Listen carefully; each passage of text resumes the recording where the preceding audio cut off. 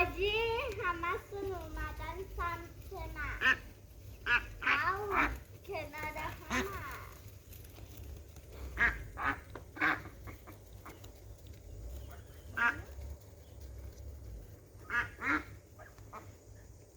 آجی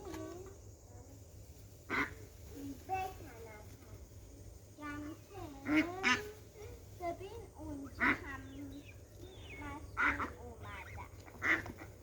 مسئول اومدن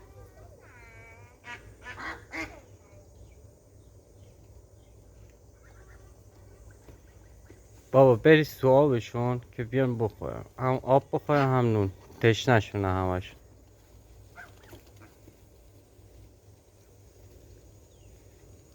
تموم شد.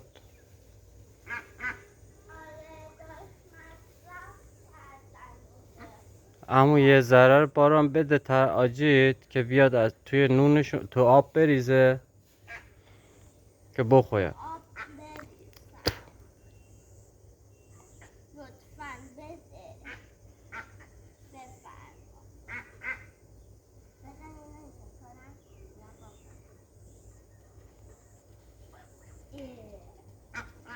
دادی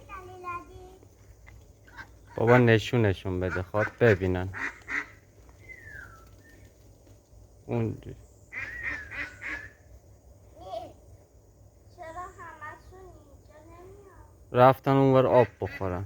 پرو اون توی اون چاله کثیفه میرن آب میخورن، اونجا نباید بذارین آب بخورن که. اونو وایدو بباید جلوش بذار، نریزه رو خودت، نریزه رو خودت.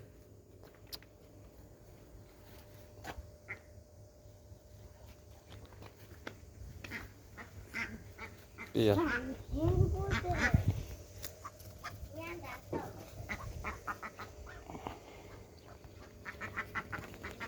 بچه موچت زده اینجا.